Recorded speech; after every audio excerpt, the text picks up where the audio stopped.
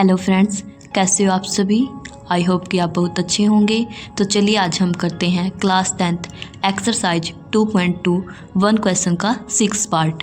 क्या दिया गया है 3x² - x - 4। इसको सॉल्व करने के लिए हम क्या करेंगे, हम इसके शून्य ज्ञात करेंगे। शून्य ज्ञात कैसे करेंगे, शून्य ज्ञात करने के लिए हमें लास्ट वाले की गुणा फर्स्ट वाले के साथ करनी है। ठीक है, 4 3 जा 12। क्या है 4 3 जा 12। देखो अब हमें ऐसे दो गुणांक चाहिए जिनकी गुणा करने पर हमें 12 प्राप्त हो और माइनस या प्लस करने पर हमें 1 प्राप्त हो, जिसके सामने कुछ नहीं होता मीन्स 1। ठीक है, 4 ते 12 और 4 में से 3 गया 1।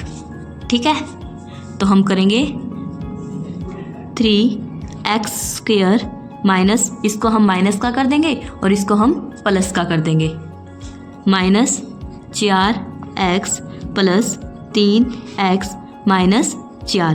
देखो 3x² - 4x plus 3x minus 4, 4 3 जा 12। ठीक है, और 4 में से 3 गए, कितना हमें प्राप्त हुआ 1। ठीक है, तो अब हम इन दोनों में से एक कॉमन ले लेंगे और इन दोनों में से एक कॉमन ले लेंगे। इसमें हमें कॉमन क्या नज़र आ रहा है x3। ठीक है, और देखो इसके पास 2x है तो इसके पास एक x बच गया, तो 3x माइनस इसके पास 1 ही x था, वह कॉमन में चला गया, तो क्या बच गया सिर्फ -4 प्लस इन दोनों में कुछ भी कॉमन नज़र नहीं आ रहा है तो हम इसमें एक कॉमन ले लेंगे, तो क्या बच गया 3x - 4। ये दोनों सेम आनी चाहिए तो हमारा क्वेश्चन बिल्कुल ठीक चल रहा है। ठीक है, तो अब हम इन दोनों को एक बार लिख लेते हैं, 3x - 4 इंटू क्या बच गया x + 1। अब हम इसके शून्य ज्ञात करेंगे। शून्य ज्ञात करने के लिए हमें क्या करना होगा, बराबर में हम 0 रख देंगे, इन दोनों के बराबर में 0 रख देंगे। ठीक है, 3x - 4 = 0 या x + 1 = 0। 3x = ये माइनस का जाने पर यह है प्लस का हो जाएगा। ठीक है, बराबर के उस पार जाने पर यह प्लस का हो जाएगा।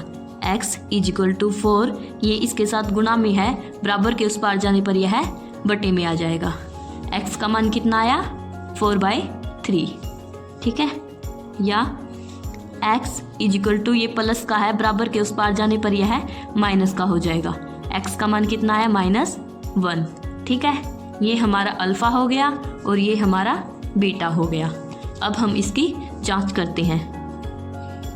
जांच करने के लिए हमें क्या करना होगा, alpha plus beta = alpha plus beta क्या होता है -b/a।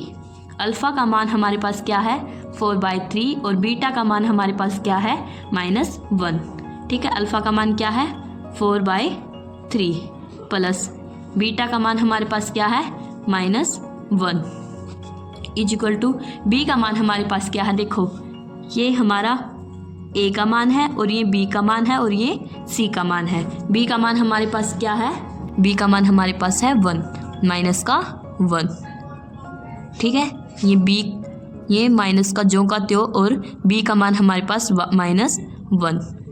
ठीक है, और a का मान हमारे पास क्या है 3/3, तो 4/3 ये माइनस प्लस माइनस और 1। ठीक है, = माइनस प्लस 1/3।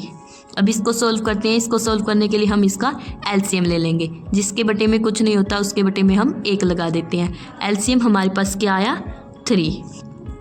नीचे वाले की इसके साथ भाग करेंगे। ठीक है, 3 1 जा 3।